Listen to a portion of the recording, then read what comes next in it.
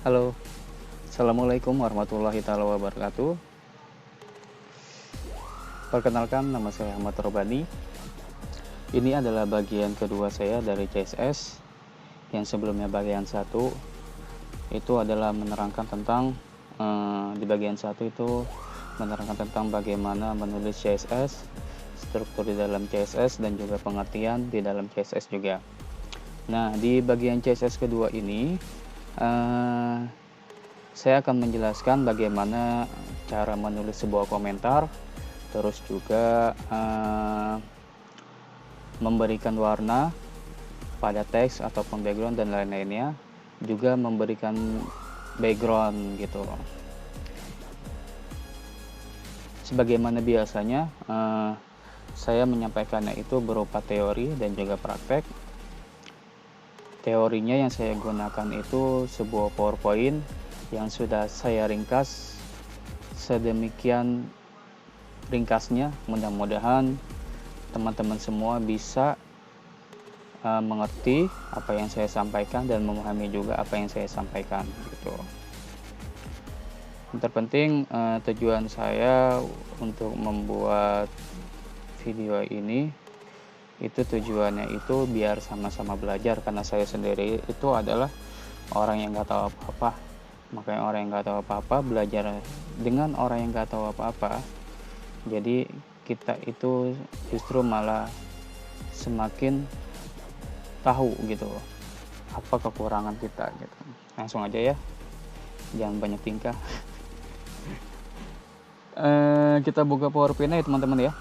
Kita buka PowerPoint-nya. Oke, saya atur dulu. Sheet mana, edition, slide preview, yang mana nih? Satu ada ya. Mana ya? Oh ini sorry. Oke, ini video itu. Sip. CSS di bagian kedua. Di bagian kedua ini ada daftar isi, ada komentar, juga warna, juga ada background ya. Pertama saya akan menjelaskan sebuah komentar. Teman-teman semua, komentar ini berfungsi untuk agar seseorang memahami kode kita. Itu yang pertama, saya akan memberikan fungsi dari sebuah komentar. Dan yang kedua adalah komentar ini berfungsi untuk melakukan ulang pekerjaan yang pernah kita lakukan sebelumnya. Karena terkadang dan mungkin akan terjadi kita akan membutuhkan kode tersebut. Sehingga dengan adanya komentar kita dapat mengetahui kode yang dibutuhkan. Jadi itu ya teman-teman ya.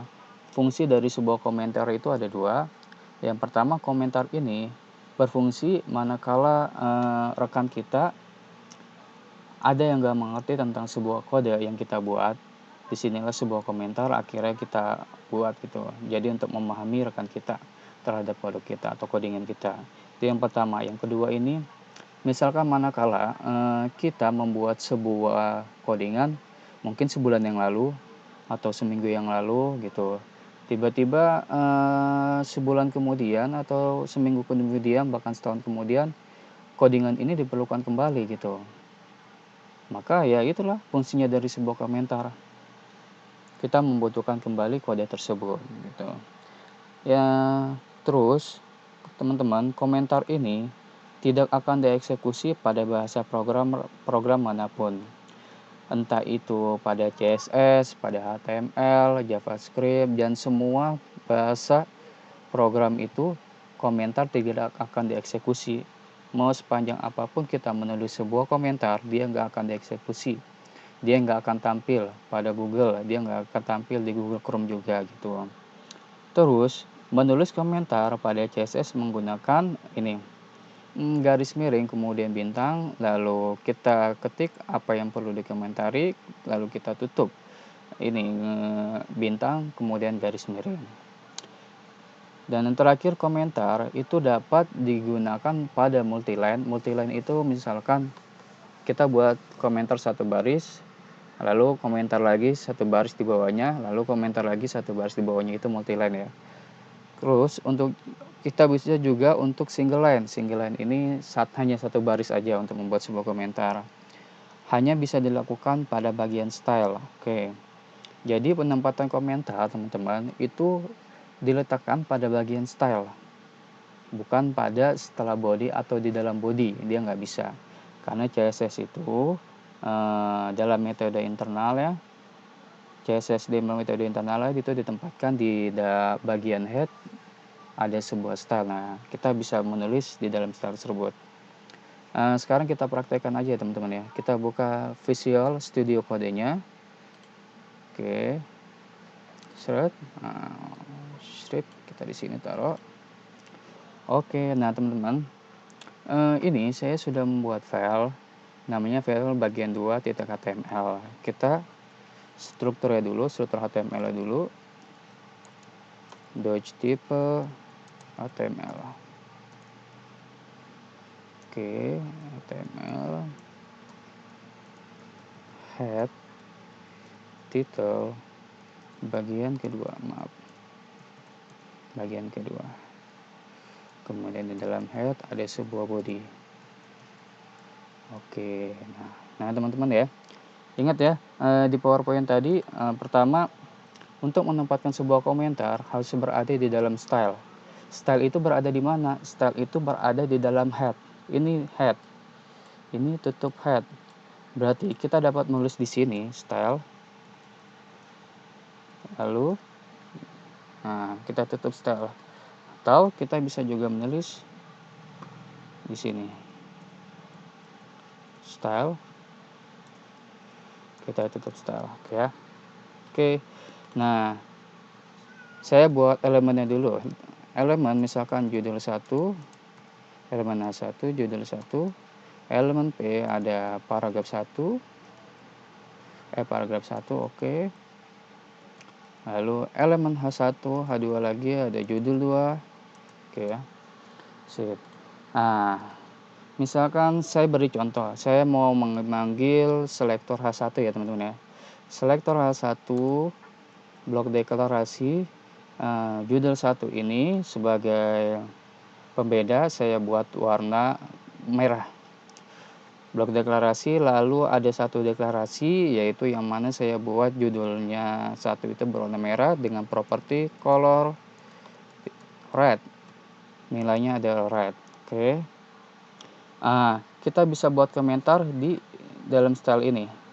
Di mana aja, di sini boleh, atau satu baris di sini boleh, atau di sini juga boleh gitu. Misalkan saya membuat komentar satu baris. Tadi ya, untuk membuat sebuah komentar, kita buat garis miring, lalu bintang, kita komentari apa yang perlu dikomentari. Misalkan memberi warna merah pada selektor H1. Oke, kita tutup lagi ya teman-teman ya. Kita tutup. Oke, nah ini yang disebut dengan komentar. Komentar dengan satu baris. Apakah komentar akan dieksekusi? Apakah kata ini akan tampil di Google? Jawabannya tidak, karena komentar itu tidak akan dieksekusi. Sekarang kita save, lalu kita running. Kita lihat hasilnya ya. Oke, judul 1. H1 ini teks berwarna merah. Saya memberi komentar, yaitu memberi warna merah pada selektor H1. Dia nggak akan tampil di Google ya, karena nggak akan dieksekusi. Ini untuk satu line atau single line. Bagaimana untuk multi line? Bisa. Misalkan saya masuk menggunakan multi line di sini. Garis miring, bintang, memilih selektor H1, kemudian enter untuk memberi warna pada teks. Lalu bintang, tutup. Oke, ini ya. Ini multi line. 1, 2. Ada 2 garis. Kita save, apakah dieksekusi? Oke ya, jawabannya nggak akan dieksekusi. Dia tetap berwarna merah. Oke, mantap. Ini kita menjelaskan sebuah komentar. Selanjutnya kita akan memberikan warna, menjelaskan tentang warna. Semoga tadi komentar teman-teman bisalah mudah-mudahan memahaminya, karena cukup simpel gitu.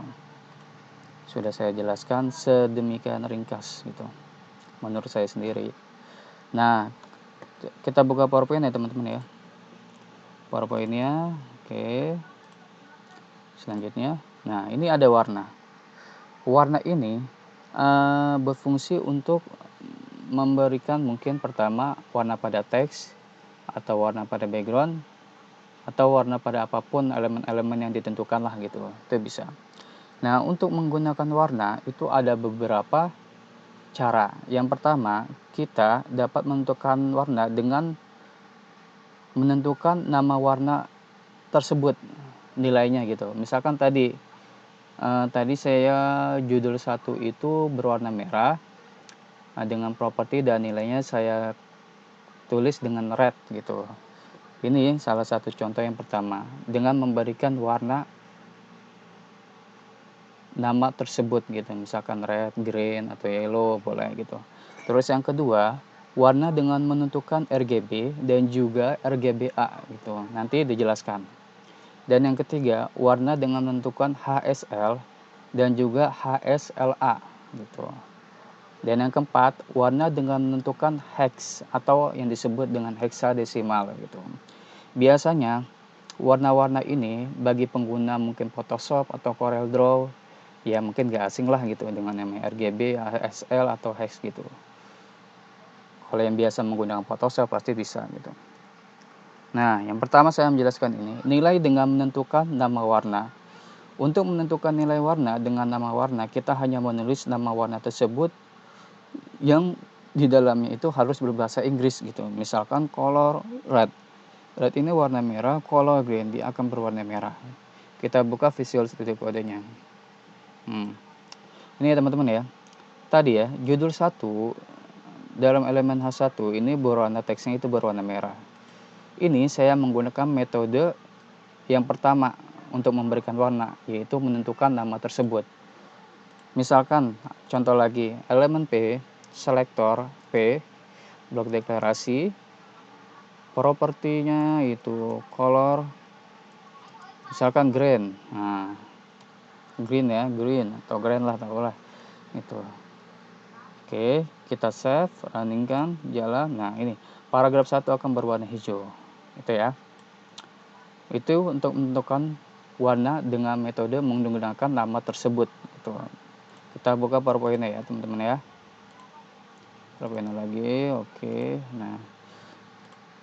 Dan yang kedua, warna dengan RGB dan RGBA. Teman-teman perlu ketahui, RGB itu adalah singkatan dari R-nya adalah red yang artinya adalah merah, G artinya adalah hijau atau green dalam bahasa Inggris, dan B artinya adalah biru atau blue dalam bahasa Inggris. Nah, di sini ada RGBA, tambahan huruf A. A itu artinya adalah alpha. Alpha atau yang dimaksud dengan opacity. Opacity atau bisa dibilang tingkat kepenuhan sebuah warna gitulah. Jadi semakin opacity besar, dia akan memberikan warna yang penuh. Semakin opacity-nya kecil, dia akan memberikan sebuah bayangan kayak gitu. Ibaratnya apa ya, transparansi kayak gitu. Nah, rumusnya adalah RGB, red, green, dan blue. Setiap parameter mempunyai nilai dari 0 sampai dengan 255. Jadi nilai RGB itu adalah nilainya yang dimulai dari 0 sampai dengan 255. Maksimal artinya 255. 256 itu menurut saya sih di metode yang kedua RGB kayaknya nggak bisa gitu ya. Nggak tahu deh warna apa, karena ini warna maksimal lah gitu. Misalkan, ini ada contoh, misalkan RGB, saya masukkan nilainya 255 itu, yang pertama, nilai selebihnya itu 0 dan 0. Tadi ya teman-teman ya. RGB rumusnya adalah yang pertama R adalah red atau merah, green G atau green itu warna hijau, B atau blue itu berwarna biru gitu. Karena ini nilai maksimal yang saya tentukan di pertama, maka ini akan berwarna merah. 0, 0, 0 dia nggak akan ada warna. Artinya tidak diberi nilai karena minimal itu 0. Maka warna akan tampil berwarna merah gitu. Karena kita masukin 255-nya di yang pertama. Kalau misalkan kita masukkan nilai RGB ternyata 0,0,0, maka warna ini akan tampil berwarna hitam. Hitam full gitu ya. Terus RGB kita masukkan nilainya 255, 255, 255 semuanya, maka semuanya akan tampil berwarna putih kayak gitu. Nah, tadi saya jelaskan RGB adalah huruf A-nya yang berarti adalah alfa atau opacity. Nilainya adalah 0,0 sepenuhnya transparan dan 1,0 tidak transparan sama sekali ya. Nah, kita buka Visual Studio Code-nya untuk kita praktekkan. Oke. Misalkan ya teman-teman ya, tadi H1 judul 1 ya, kita masih elemen H1. Kita tambahkan deklarasinya, yaitu memberikan warna pada background text judul 1 ini. Propertinya apa? Background, color, oke, masukkan nilainya. Nilainya tadi kita menjelaskan tentang RGB, red, green, blue. Misalkan kita masukkan RGB, buka kurung, masukkan nilainya 255,0,0. Oke, ini akan berwarna merah gitu. Karena apa? Dia memasukkan nilai maksimal itu di posisi paling awal, yang mana posisi paling awal itu berwarna merah. Sekarang kita save, lalu kita running. Oke, nah ini berwarna merah gitu. Berwarna merah dengan teks warna merah. Ya gitu ya teman-teman ya. Oke, sekarang coba teksnya kita rubah berwarna putih. Tadi di PowerPoint-nya menjelaskan kalau misalkan kita masukkan nilainya 255, 255, 255 itu akan berwarna putih kayak gitu ya. Coba RGB 255,255,255. Sekarang save. Oh ya, ini akan berwarna putih ya teman-teman ya. Lihat teksnya akan berwarna putih. Kayak gitu ya. Terus kita coba lagi pada elemen P. Warna backgroundnya, background color. Kalau kita tadi penjelasannya, kalau kita masukkan nilainya itu 0,0,0, dia akan berwarna hitam. Nah, saya ingin coba diaplikasikan pada paragraf 1 yang teksnya berwarna hijau. Ini akan ada background berwarna hitam dengan nilainya RGB 0,0,0. Oke, set. Nah, ini akan berwarna merah ya teman-teman ya, kayak gitu ya. Oke, nah tadi ya, ternyata RGBE mempunyai yang namanya RGB tambahan huruf A. Yang tadi saya jelaskan, A itu adalah alpha atau opacity atau tingkat transparansi gitu. Semakin nilainya rendah, dia akan semakin transparansi. Tapi semakin nilainya tinggi, dia akan berwarna penuh.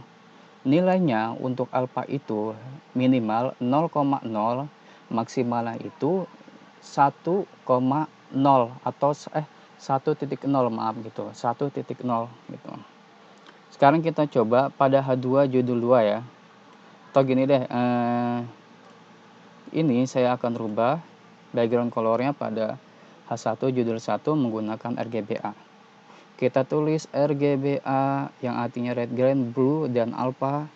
Kemudian buka kurung. Misalkan warna merah, background warna merah, saya ingin transparansi gitu. 255 nilainya koma, kita masukkan lagi 0,0 gitu. Sekarang kita running. Set. Wow, hilang ya. Kenapa gitu? 0,1. Oke ya, transparansi ya. Kenapa transparansi ya? Mantap ya. Judulnya 1, dia akan ikut transparansi juga gitu. Sebenarnya kita bisa melakukan yang namanya itu opacity juga gitu. Tapi karena saya di sini memberikan penjelasan tentang RGBA, ya saya jelaskan RGBA dulu gitu. Misalkan 0,5. Nah, tampil ya. 0,8. Oke. Nilainya semakin tinggi, dia semakin penuh warnanya ya. Tadi ya, maksimalnya adalah 1,0. Oke. Nah, ini warna full ya. Misalkan kita coba lagi di sini, kita masukkan 0.1, 0.1. Nah, ini transparansi ya. Kemudian 0.4, oke, transparansi 6, transparansi. Kita masukkan nilai full berwarna hitam, kayak gitu ya teman-teman ya. Jadi nilai di sini adalah alpha, ini adalah RGB, yang artinya red, green, blue gitu. Nah, kadang-kadang kita mau menggunakan warna yang agak-agak keabu-abuan gitu, biar lebih kayaknya kelihatan menarik. Kita bisa membuatnya yaitu dengan masukkan nilai yang sama, misalkan 255,255,255. Jangan dari 126, misalkan 126,126,126. Nah, sekarang set. Nah, ini keabu-abuan ya teman-teman ya. Untuk membuat keabu-abuan, kita harus memasukkan nilainya yang sama. 126 red, maka green 126, maka blue 126. Kayak gitu ya teman-teman ya. Tuh. Kita buka lagi PowerPoint-nya. Buka PowerPoint-nya. Oke. Warna dengan HSL atau HSLA. Ingat ya, A di sini adalah alpha atau opacity ya. Rumusnya adalah hue lah bukan gitu ya, saturation dan lightness atau tingkat kecerahan kali ya. Bukan tingkat kecerahan, lupa, pokoknya hue, saturation dan lightness gitulah. Hue nilainya adalah 0 sampai dengan 360. 0 artinya dia akan berwarna merah, sedangkan 120 ini akan memberi berwarna hijau, dan 240 dia akan memberi warna biru gitu. Nilainya berarti hue, kemudian 0,0,0 gitu. Dan yang kedua itu ada saturation. Saturation itu nilainya 0%, artinya berwarna keabu-abuan, dan 100% ini berwarna penuh. Ada juga terang atau yang disebut lightness. 0% artinya berwarna hitam, dan 50% artinya bukan terang atau gelap, dan 100% ini berwarna putih. Gitu ya teman-teman ya. Ini warna dengan HSL dan HSLA, hue, saturation, lightness gitu. Sekarang kita buka Visual Studio Code-nya ya. Visual Studio Code-nya, oke, ini saya sudah buka. Tadi ya teman-teman ya, kita belajar sekarang ini HSL, memberikan warna dengan metode HSL. H artinya hue, S saturation, dan L lightness gitu. Kita contoh lagi pada elemen ini ya. Ini belum ya, H2. Kita masukkan selektor ya, H2. Kemudian kita masukkan teksnya color. Oke. Misalkan RGB 250,2550 biar berwarna hijau. Lalu deklarasi yang kedua, kita masukkan background color dengan menggunakan metode HSL. HSL. A artinya hue, saturation, dan lightness. H nilainya adalah 0 sampai dengan 360 ya. Kalau misalkan kita masukkan nilai 0, dia akan berwarna merah. Misalkan 0, maka saturation-nya kita masukin berwarna merah full 100%. Kemudian coba kita masukkan 0% untuk tingkat kecayaannya. Oh, jangan 100%. Coba 100% berwarna putih. Kalau kayak gitu misalkan 0%, 100% berwarna kuning. Oke, 50%. Oke ya. Sip. Ini kita akan memberikan warna merah. Saya jelaskan ya. Nilai Hue-nya itu adalah 0 sampai dengan 360. Kemudian saturation-nya itu yaitu 100%. Kemudian lightness-nya ini adalah 50%. Tadi ya, 0% adalah berwarna merah. Saturation-nya apabila 100% artinya dia berwarna penuh. Kemudian 50% itu berwarna tidak terang dan juga nggak gelap juga gitu. Sekarang kita save. Oke, kita jalankan. Nah, ini berwarna merah ya teman-teman ya. Oke ya, kita metode HSL. Lalu seandainya kita rubah lagi nilainya tadi 120, dia akan berwarna biru. 360 deh, berwarna biru. 360, 240, 360 bener. 360 50%. Mana? Kalau misalkan bukan terang 50%. 100% berwarna penuh, berwarna abu-abu. 50% dia akan bukan terang atau gelap. Coba kita masukkan 100%. Dia berwarna putih. 0%. Warna hitam. 50% deh. 50%. 240. Sorry, nilainya 240 teman-teman. Ini akan berwarna biru ya teman-teman ya. Sekarang kita save. Oke. Nah, ini berwarna biru. Itu ya teman-teman ya. Jadi untuk memasukkannya nilai menggunakan metode HSL, yaitu H nilainya adalah 0 sampai dengan 240, yang mana H itu adalah apabila kita masukkan 0 dia berwarna merah, apabila kita memasukkan nilainya yaitu 120 dia akan berwarna hijau. Kalau kita masukkan 240 dia akan berwarna biru. Itu nilai yang pertama gitu. Nilai yang kedua ini adalah saturation. Saturation apabila kita masukkan nilainya 0% dia akan berwarna abu-abu, dan apabila kita masukkan nilainya itu 100% dia akan berwarna penuh gitu.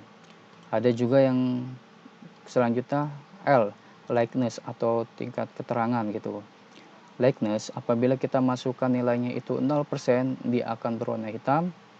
Apabila kita masukkan nilainya 50% dia itu enggak terang ataupun gelap gitu. Apabila kita masukkan nilainya ini 100% itu akan berwarna putih. Misalkan saya warna putih deh 100%. Nah, ini akan berwarna putih. Tidak gelap ataupun terang, atau 0% berwarna hitam. Oke, save. Nah, ini ya. Terus saya mau masukin nilai alfa tadi ya. HSL punya nilai A yaitu alfa, tingkat kecerahan atau transparansi. Tadi ya, nilainya itu 0,0 minimal sampai dengan 1,0.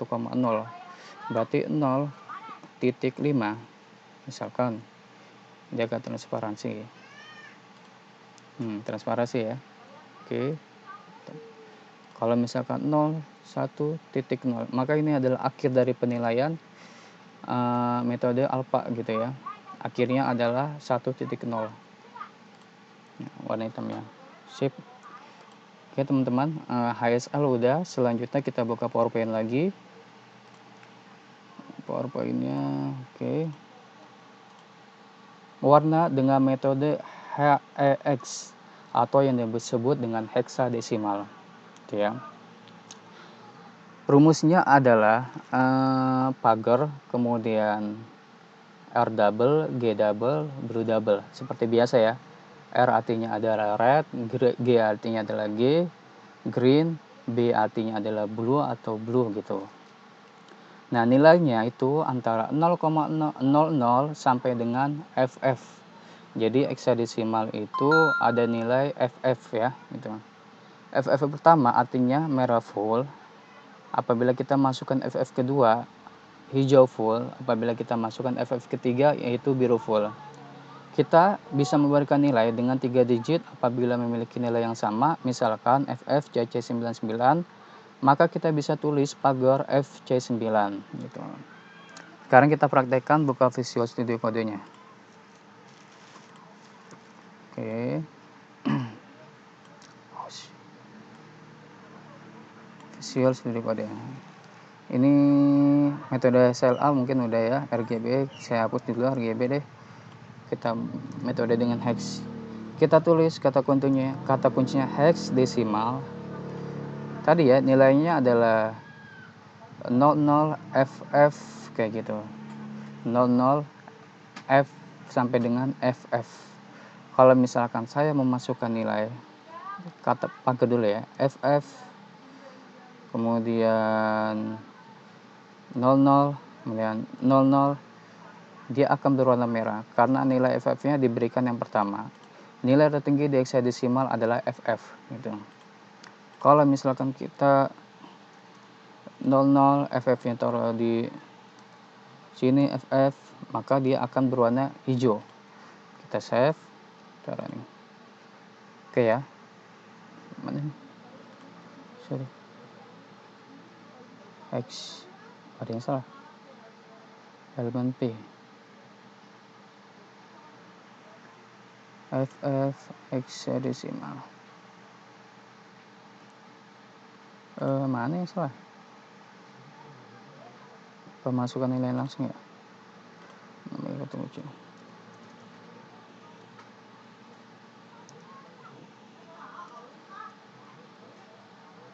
Oh oke.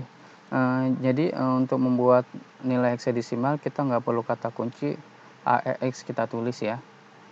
Dia langsung masukkan nilainya aja, pagar, kemudian nilainya berapa kayak gitu ya. Misalkan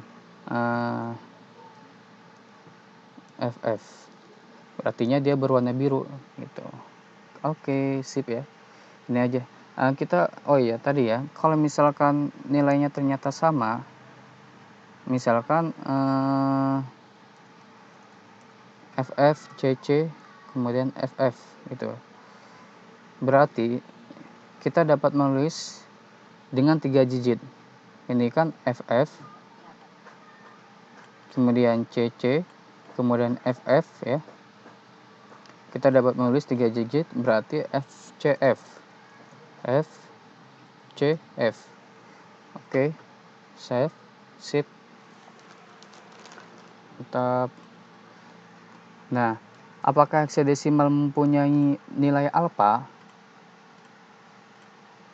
Hexadecimal dia tidak mempunyai nilai alfa. Gitu ya. Dia tidak mempunyai nilai alfa. Kita buka dulu.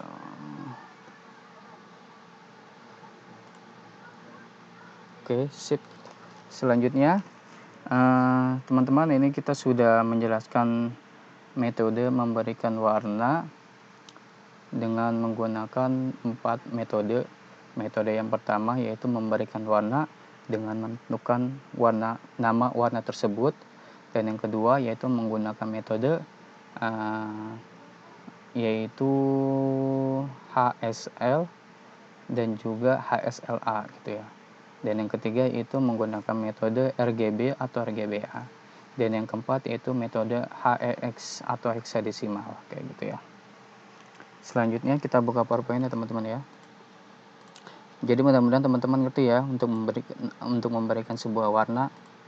Jadi mulai sekarang jangan menggunakan nama dengan nama tersebut biar lebih profesional aja gitu. Oke ya, kita buka PowerPoint-nya.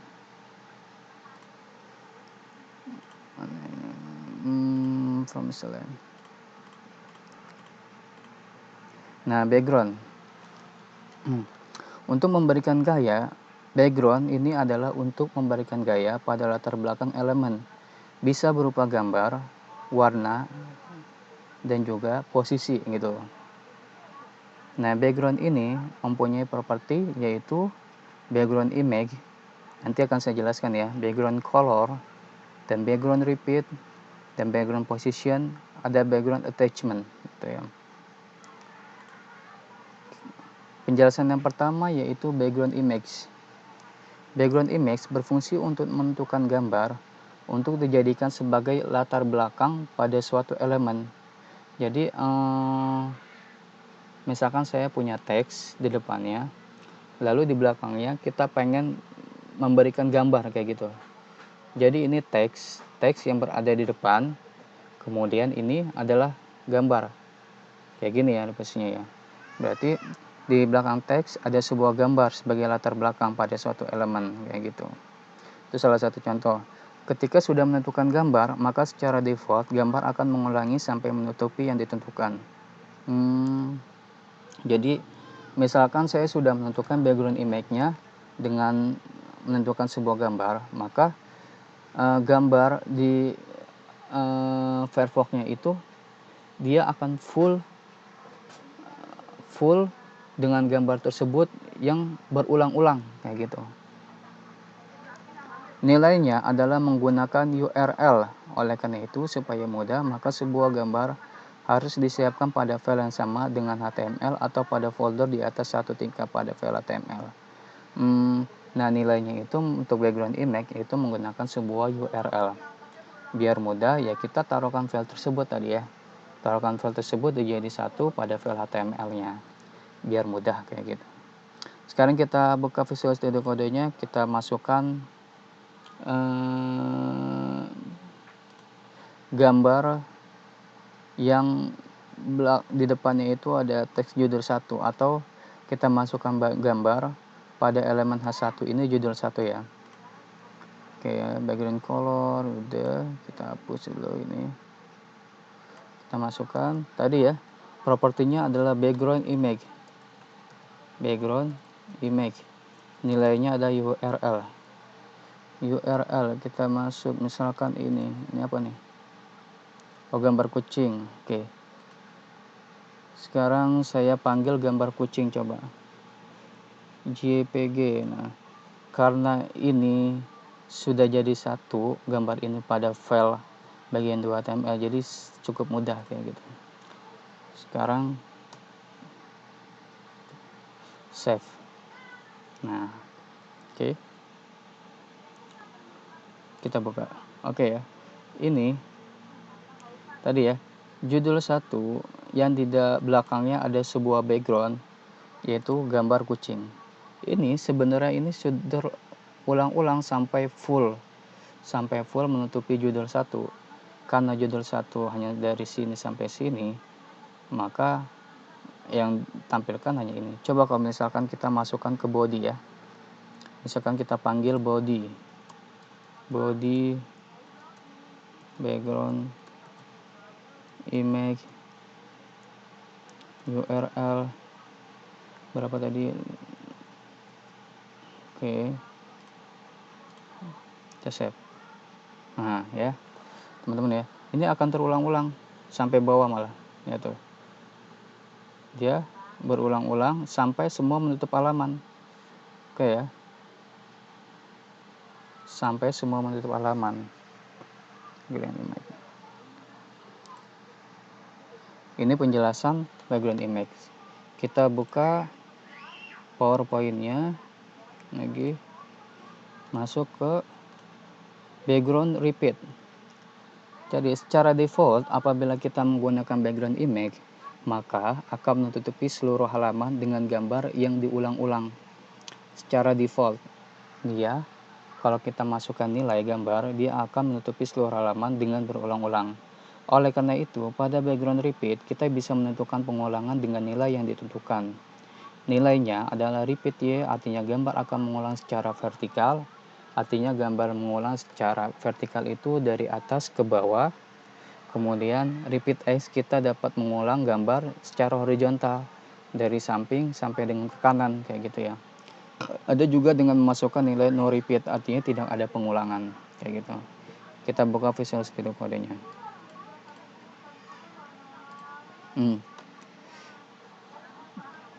Nah, ini kan diulang-ulang sampai semua menutup halaman ya teman-teman ya.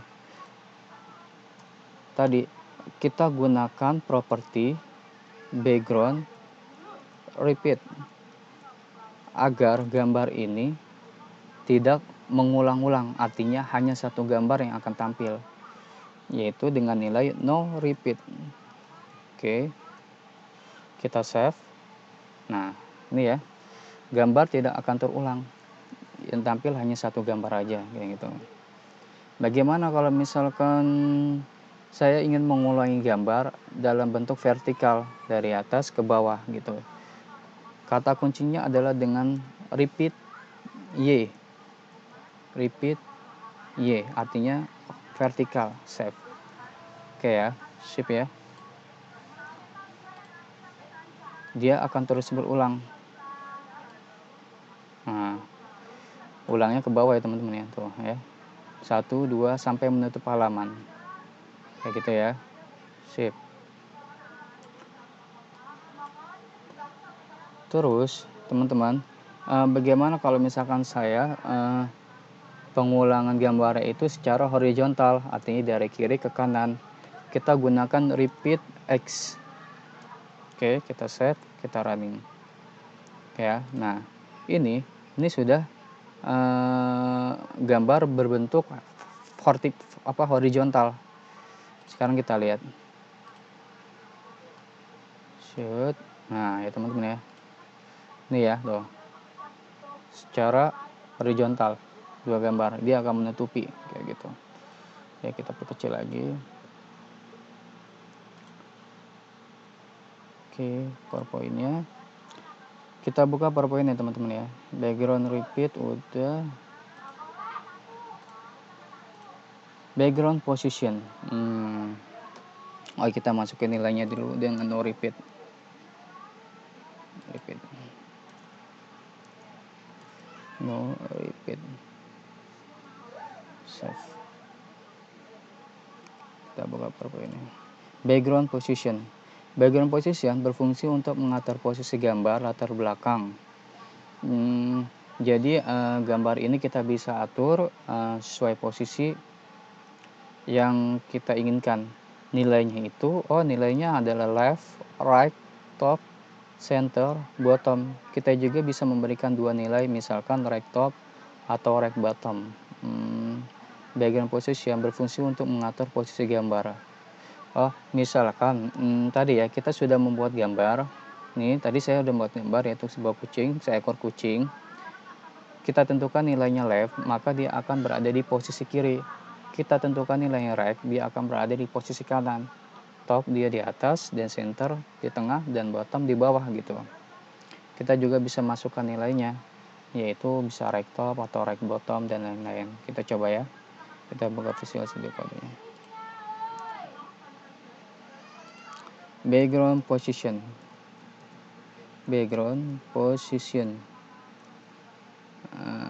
Misalkan right. Coba. Right. Save. Kita buka Google-nya ya teman-teman ya. Buka Google-nya. Set. Ini. Nah, ya teman-teman ya. Ini gambarnya dia berada di posisi kanan. Posisi kanan ya.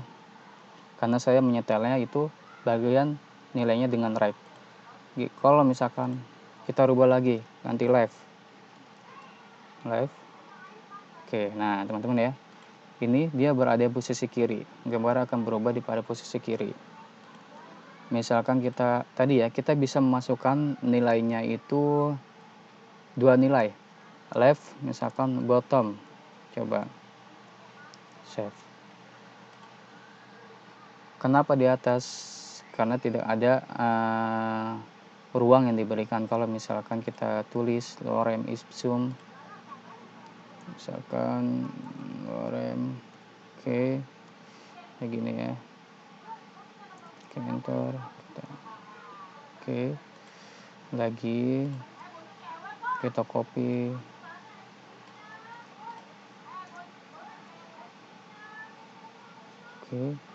Oke, kita copy lagi. Save. Set.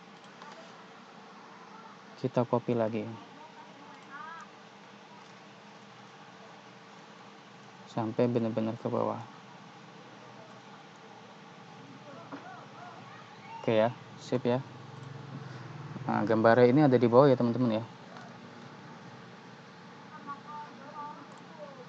Misalkan background left bottom URL. Oke. H2 sip. Oke. Dia ada di bawah ya teman-teman ya. Tuh, left kiri. Kalau misalkan kita right bottom. Right bottom. Nah, dia berada di posisi kanan. Kanan ya, ini ya. Kanan. Kalau misalkan kita masukkan nilainya center. Save. Oke. Kita 0,0 deh misalkan SL 0,1. Oke ya, sip. Nah, ini ada di center tengah ya teman-teman ya. Itu ya. Oke. Sip. Itu ya teman-teman ya. Jadi background position itu nilainya ada center, ada left, right, kemudian top. Jadi kita juga bisa masukkan dua nilai, mungkin right bottom atau left bottom gitu, atau top. Serah teman-teman lah gitu, posisinya gimana enaknya. Kita buka lagi PowerPoint ya teman.